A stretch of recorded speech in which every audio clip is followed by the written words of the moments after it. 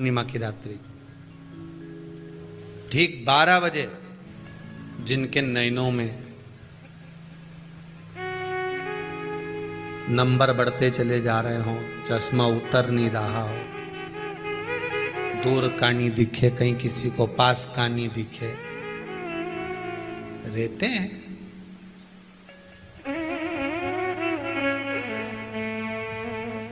उसके लिए भी है पूर्णिमा के दिन तुलसी की जो डंडी होती है, तुलसी जैसे बेलपत्र की जो ये डंडी है, ऐसे ही तुलसी का जो पत्ता होता है, उस पत्ते की जो डंडी होती है, उस डंडी को चंद्रमा को देखा जाता है। उस डंडी की जो कोर होती है, उस कोर को दृष्टि से मिलाया जाता है। आप चंद्रमा की जैसे चंद्रमा का भाग, उस चंद्रमा के भाग को आप उस डंडी के भाग से निहारने का प्रयास करिए। महाराज घर में आइए, घी का दिया लगाइए, उस घी के दीप को लगाने के बाद पूर्णिमा के दिन उस पर एक प्लेट थोड़ी तिरछी कर रख दो, जिससे उसकी कालोच काई की उस दीप की, घी के दीप की कालोच उस प्लेट पर आ जाए। थोड़ी सी कालोच ले लीजिए, 5-10 मिनट में आ जाएगी। उसको गाय के घी में मिलाकर आंखों में सुरमा लगाकर रात्रि को सो जाइए। 3 दिन बाद आप महसूस करेंगे कि नेत्र की ज्योति बढ़ना प्रारंभ हो रही है। नेत्र की अब इस प्रयोग को करने में कोई धन लगा तुम्हारा? अरे बोलो तो सही। कोई दौलत लगी तुम्हारी, कोई संपदा, या फिर तुमने सियोर वाला महाराज के लाके खूब बटोर के दे दिया, कुछ लगा? नहीं। तुम करोगे, लाभ तुम्हें मिलेगा। जो बच्चा बुद्धि से विकलांग हो, विद्या में कमजोर हो, परीक्षा हॉल में पेपर देते समय भूल जाता हो,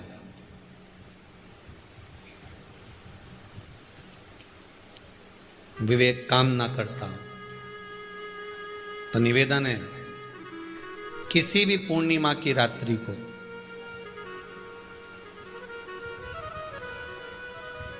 बारह बजे गाय के, गौ माता देसी गाय के जो 4 थन होते हैं, उन 4 थन में से जो आगे के थन होते हैं, 2 पीछे की ओर होते हैं, 2 आगे की ओर होते हैं, तो जो आगे के 2 थन है, उस थन का दूध निकलवा लिया जाए और उस दूध का कोई भी मीठा पदार्थ बनाओ तो ठीक है, ना बनाओ तो उसी दूध में शक्कर मिलाकर पूर्णिमा की रात्रि को, जो विवेक से कमजोर हो, बुद्धि से कमजोर हो, या याद करा हुआ सब भूल जाते हो, या आपके लिए भी है कोई चीज रखते हो भूल जाते हो, विवेक याद नहीं रहता, बुद्धि में इतना प्रबल बल नहीं आ पाता, याददाश्त कमजोर होती चली जा रही, तो किसी भी पूर्णिमा की रात्रि को 12 बजे गाय के आगे के 2 थन का दूध, उसमें कोई पदार्थ, शक्कर, गुड़ कुछ भी मिलाकर भगवान के चंद्रदेव की साक्षी में उसको पिला दिया जाए।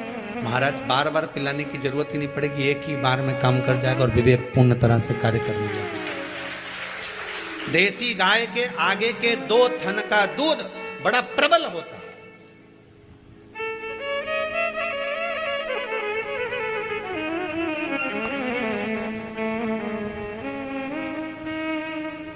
पूर्णिमा की रात्रि को 12 बजे उसका प्रयोग किया जाए। आप उस दूध को निकाल लो शाम के समय, रात्रि के समय ग्वाले से कहकर, जिसके यहाँ पर देसी गाय हो, वहां निकलवा कर उसको रखा जाए, उसका पान करा जाए। महाराज रोग बीमारी में प्रबलता, तो मां यशोदा जी जग कल्याण के लिए पूछ रही है, संपूर्ण विश्व के कल्याण के लिए।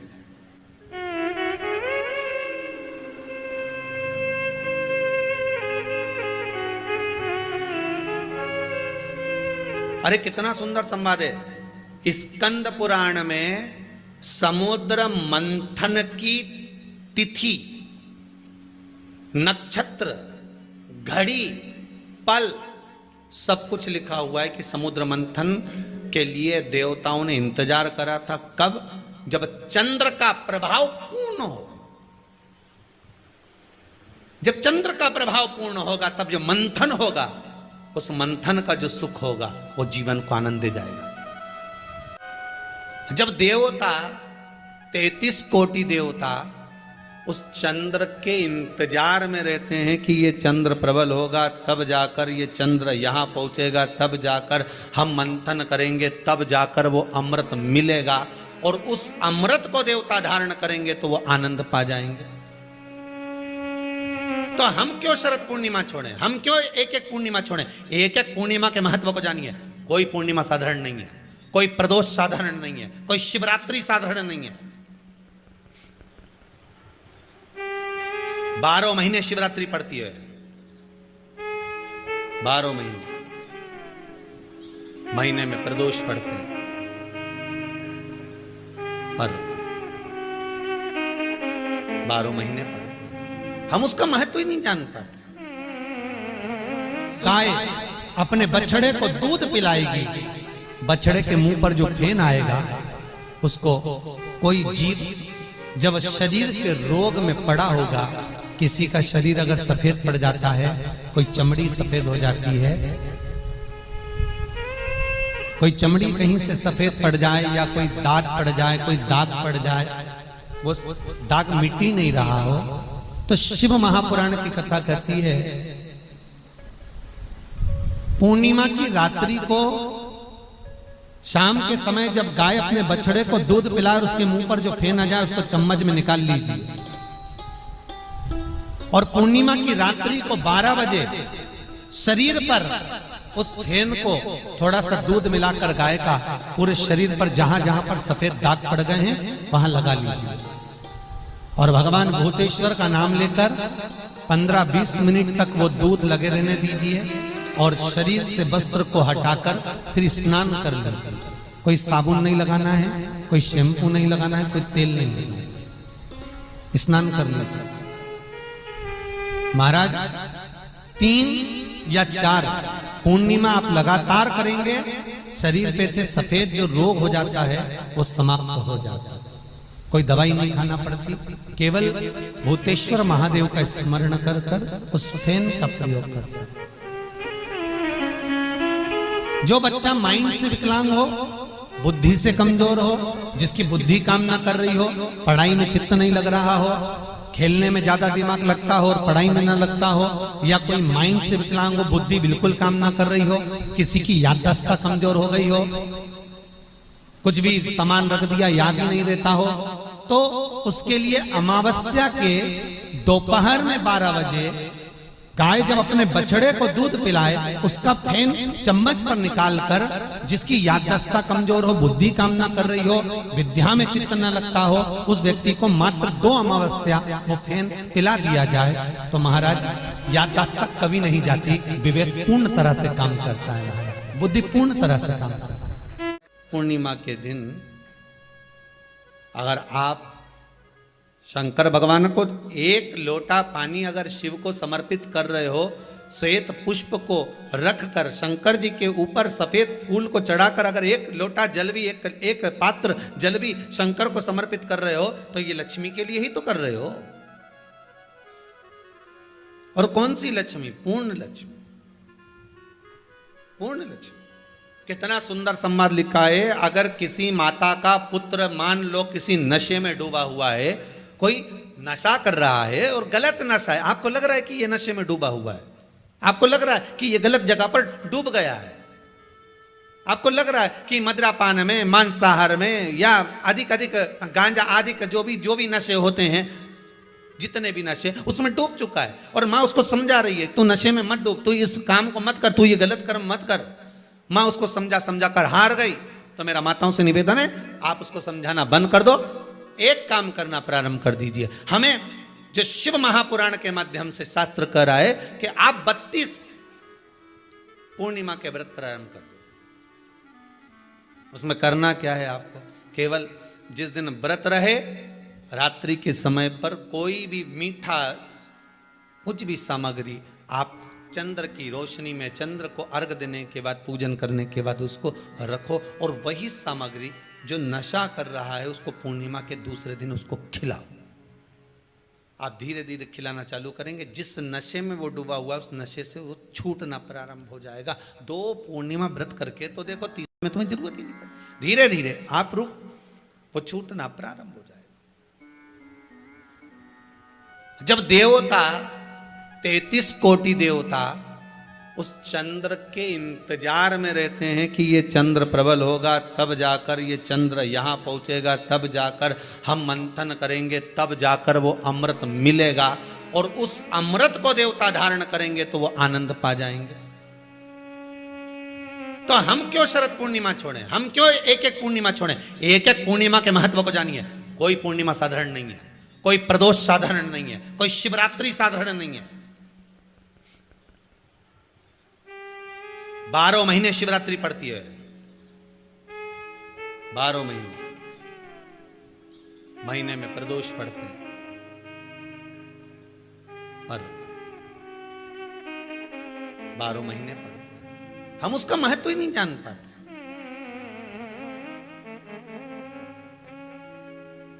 कौन से प्रदोष पर क्या करना है, कौन सी पूर्णिमा को क्या धारण करना है, कौन सी शिवरात्रि पर। कई लोगों को तो यहां तक नहीं मालूम था कि भाई श्रावण के महीने में भी शिवरात्रि आती है। वो तो बस लोगों के कि शिवरात्रि का पूजन हुआ, तो उसका स्मरण क्यों छोड़े हम? अगर ये वेद और शास्त्र ब्राह्मणों को दिए गए हैं, ये वेद और शास्त्र विद्वज्जन को दिए गए हैं, तो इसका स्मरण होना चाहिए कि हम निकाल कर जनमानस तक ये चीज पहुंचाएं कि हमें इस दिन ये पूजन करना है। उसका स्मरण होना चाहिए।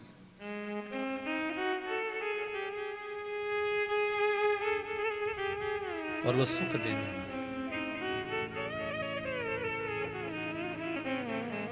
पूर्णिमा का व्रत अगर नारी 32 पूर्णिमा धारण कर लेती है तो वो नारी बेधव्य होकर नहीं जाती। पर आप लोग व्रत जो करते हो ना, जो भी व्रत आप लोग उठाते हो, सोमवार का व्रत जैसे किसी माता जी ने उठा लिया और वो उठाने के बाद, हम तो शादी नहीं हुई थी ना जब भी सोमवार व्रत करते थे, अब शादी हो गई अभी भी हम सोमवार का व्रत कर रहे हैं, करे जा रहे हैं, और उसका कोई उद्यापन नहीं करा, कोई संकल्प नहीं लिया गया कि मैं 5 करूंगी कि 16 करूंगी कि 25 करूंगी कि 31 करूंगी कि 21 करूंगी। इसलिए पूर्णिमा व्रत का विधान में कहा गया कि 32 पूर्णिमा का पहला संकल्प होना चाहिए। उसके बाद आपकी 32 पूरी हो जाए, फिर आप दूसरे और व्रत कर लो, फिर 32 कर लो, फिर 32 कर लो, पर उसमें पूर्णता का भाव। अभी तक किसी के सोमवार और गुरुवार और शुक्रवार के व्रत ही पूर्ण नहीं हुआ, अभी तक चल रहा है, अभी तक चल रहे हैं। हम तो सोमवार का व्रत करते हैं, हम तो शनिवार करते हैं, अब शनिवार करते करते 4 साल हो गए, 6 साल हो गए, 5 साल हो गए। भगवान को तो थोड़ा बहुत कुछ खिला पिला के उनको एक बार तो विश्राम दे। ये जितनी पूर्णिमा के व्रत हैं, जितने 12 महीने जो पूर्णिमा पड़ती है, पूनम पड़ती है, ये भले दुनिया के लोग कहते हैं कि ये भगवान राधा और कृष्ण से संबंध रखते हैं, सीता राम जी से संबंध रखते हैं, राम और कृष्ण से संबंध रखते हैं, पर इनका यदि सही संबंध समझा जाए, इनके सही संबंध का यदि स्मरण करा जाए, इनके सही संबंधों का यदि वर्णन किया जाए, तो शिव और चंद्रमा के जो मिलन का केंद्र बिंदु है वही पूर्णिमा है। केवल एक पूर्णिमा वहीं तक नहीं रही कि भगवान कृष्ण और राधा जी ने रास किया। भगवान कृष्ण और राधा जी रास कर रहे हैं, केवल पूर्णिमा वहीं तक सीमित नहीं रही, केवल वहीं तक उसकी सीमितता नहीं है। एक बात ध्यान रखिएगा, यदि काया का रोग हो गया, मान लो शरीर कहीं से सफेद पड़ रहा है, कहीं से काला पड़ रहा है, शरीर में से खाल की फुकड़ी निकलना प्रारंभ हो गई हो, शरीर में काले काले चट्टे पड़ना चालू हो गए हों, या कोई विशेष रोग हो गया, कोई विशेष शरीर में रोग है, बीमारी है, काया बेकार हो रही है, तो सीधी सीधी बात शिव महापुराण की कथा कहती है, सुंदर आनंद में श्रवण कर कर आप अपने जीवन को, ये पूर्णिमा शिव महापुराण की कथा कर, पूर्णिमा आ रही है, कुछ नहीं करना, पीपल का एक पत्ता, उस पत्ते पर थोड़ा सा चावल, थोड़ा सा चावल। पूर्णिमा की रात्रि को अपने हाथ में लेकर, अपने नयनों से लगाकर, शरीर पर से स्वयं उतारकर उसको दरवाजे के पास रख दीजिए। पूर्णिमा की रात्रि को पूर्ण होने पर उस चावल को दूसरे दिन सूंघ कर बहते हुए पानी में डाल दीजिए। महाराज, कितने भी रोग से ग्रसित हो गए, पीपल का एक पत्ता 52,000 ब्राह्मण की साक्षी कराता है। महाराज बहुत ध्यान देना, पीपल के वृक्ष में स्वयं नारायण का, मेरे कृष्ण का वास है। स्वयं भगवान गीता के अंतर्गत कहते हैं कि मैं पीपल का वृक्ष हूं। नारायण उसी में 52,000 ब्राह्मणों का वासा एक पीपल के पत्ते में होता है। और आपको पहले भी कथा में कहा, गाय, ब्राह्मण, बहन, बेटी, ये सब काल का हरण करने वाले हो, काल को हरने वाले हो। रोग को मिटाइए, शिव का स्मरण करो। पूर्णिमा के दिन चावल का एक आखा दाना, आखा दाना जानते हो, पूरा, खंडित चावल नहीं, कितना चावल, एक दाना चावल का शंकर भगवान के शिवलिंग पर समर्पित करिए। एक बेलपत्र जिसका डंडी का मुख अपनी ओर हो, जहां से चावल चढ़ाया है, उस चावल के ऊपर अपनी कामना कर कर रख दीजिए और चंद्रमौली भगवान का स्मरण करिए। कौन से भगवान? शंकर भगवान का सर्वश्रेष्ठ सुंदर नाम है चंद्रमौली। चंद्रमौली भगवान का स्मरण करिए, अपनी कामना कर कर, बेलपत्र समर्पित कर कर, शिव जी पर एक लोटा पानी, एक जल पात्र समर्पित करो, कलश से जल चढ़ा दीजिए, नैनों में वो जल लगाकर अपनी कामना कर कर वापिस घर को आइए। अगली निमा आएगी, जो कामना करी है मेरा चंद्रमौली भोलेनाथ उसे पूर्ण कर ही देगा। शिव उपासना के लिए जितनी 12 महीने में पूर्णिमा पड़ती है, एक एक पूर्णिमा का व्याख्यान वर्णन करेंगे। आज तो कथा का महत्तम दिवस है, पहला दिवस है, तो हम उसको महत्व समझें कि पूर्णिमा का महत्व क्या है। हम उसका महत्व समझें कि शंकर और चंद्र का रिश्ता क्या है, संबंध क्या है।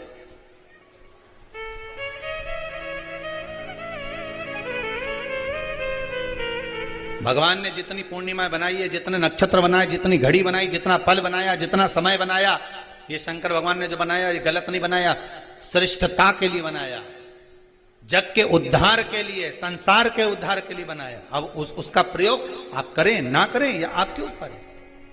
आप उसका प्रयोग कर रहे हैं ना कर रहे हैं, आपके ऊपर, पर जो बनाया है मेरे भगवान,